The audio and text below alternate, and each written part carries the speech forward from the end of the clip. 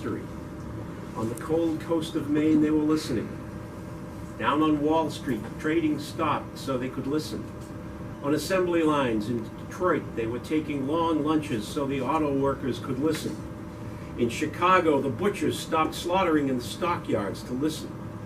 In Kansas and Nebraska and Iowa, where they grew corn and wheat enough to feed the world, now that the rains had returned and the dust had stopped blowing, they grew corn enough to feed the world, the farmers were listening there too.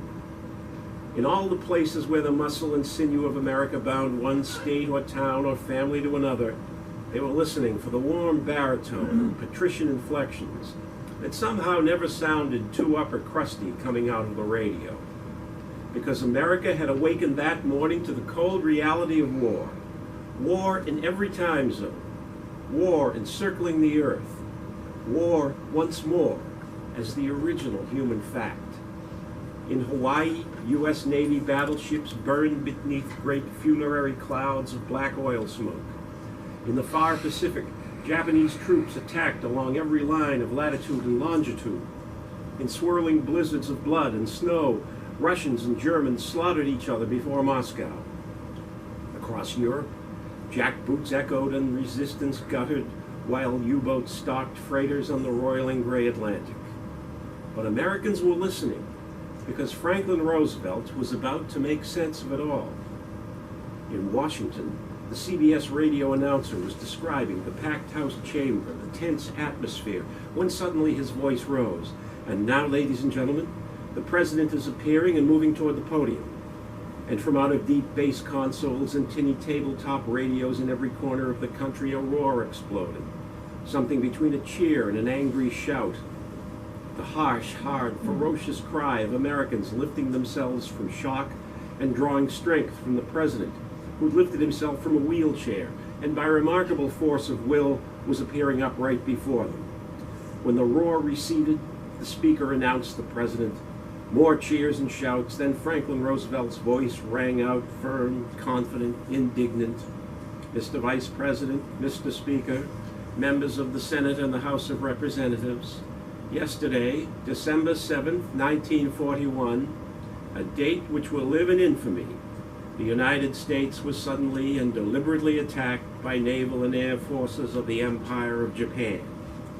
In the far west, radio stations had gone off the night before so that Japanese bombers couldn't home in on the broadcasts. But now Roosevelt's voice rolled across deserts, up and over mountain ranges, and down into the warm green dream of Southern California. Down along boulevards laid like gridwork atop lettuce fields and orange groves. Down onto long, straight, relentless thoroughfares that ended where scrub-covered hillsides leapt up to define and divide the expanse of Los Angeles. Down into offices and coffee shops and cars where people were listening, unaware that as Roosevelt spoke, a Nazi assassin was shooting at targets in a local canyon and planning the most daring act of the age. Unaware also that before it was over, he would draw many of them into his dark orbit. I like that beginning. It took me a while to work on it and to hone it down, but there it is, December 8th, a critical day in human history. And I have found my way to the location where I want this story to begin. Why am I headed to Los Angeles? I could have started the book in a lot of other places. Well, we go back to this idea of where do we get our ideas from, and there are always lines of information pouring into our heads that we hardly know that we'll ever use, but they get secured back there somewhere in our brain, and occasionally we turn to them. And I had once read an article about Nazis in Los Angeles and a compound that you can still visit if you know where to look, off of Sunset Boulevard out in Pacific Palisades. It's on a street directly opposite the entrance to the Riviera Country Club. You can travel up this road. It's a very expensive neighborhood. Spielberg lives up in there now. And when you get to the top, you go around a little roundabout, through a big fence, and all of a sudden, and this can happen in a lot of places in Los Angeles, you're back into the wilderness. A 300-foot drop down to Rustic Creek, and then the land drops up on the other side to Will Rogers State Park. And if you keep traveling on that road, you'll come to a giant chain link fence. That fence encloses about 55 acres of land that neo-fascists in the 1930s bought from the Will Rogers estate. They bought it so that they could build down there in the bottom of that canyon an enclave with a power station, with fuel tanks and water tanks, and terraces for gardens and things like that. It was called the Murphy Ranch, though it really isn't a ranch, and there was no Murphy. They left behind remnants of the fence and long 300-foot staircases that lead down to the bottom. And we visited, of course, once I started writing. But when I read about this place, and I thought to myself how bold and brazen these Nazis and German sympathizers were in the 1930s in Southern California, I said, I need to use this someday.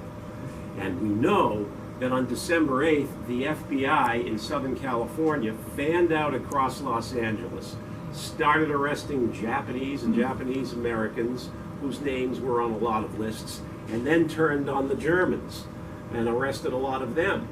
And many of them in the book are down in that canyon. And they arrest them all, except for one guy who gets away.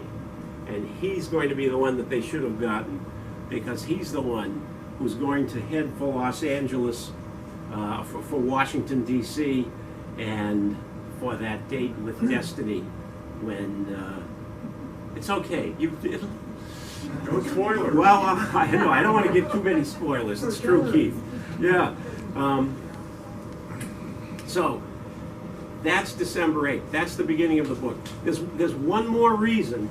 There's one more reason that I wanted to start in Los Angeles. I wanted to write about Hollywood as well. And I wanted to write specifically about another, while there was this incredible historical event happening on December 8th, 1941, there is also a very significant cultural event happening in Hollywood that day. That is the day that a play called Everybody Comes to Rick's lands on the table in the Warner Brothers story department and is given to a young reader, a guy who worked for $1.12 an hour writing reports on screenplays and books and plays that came out from New York.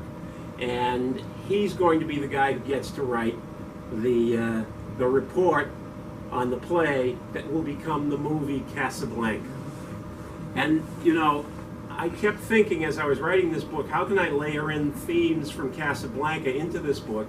There is no real love triangle in this book. It gets dispensed with very early in the story. But there's a line in the book. There's a line in the book, or in the movie, that kind of reflects some of the emotion that I'm trying to build into the book.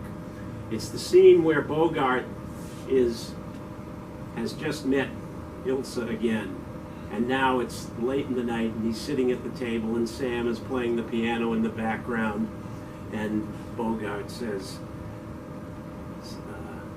Sam, it's December 1941 in Casablanca. What time is it in New York?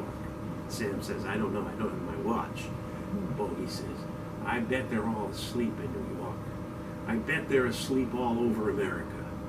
And one of the things that I'm trying to show you in this book is how a nation that is asleep, that is focused inwardly on its own troubles in this period, that is not listening to the speeches that Roosevelt's been giving about the dangers of Nazism and the dangers of Imperial Japan, how this nation is going to rise out of indifference in order to successfully stop an event that could have changed the world entirely.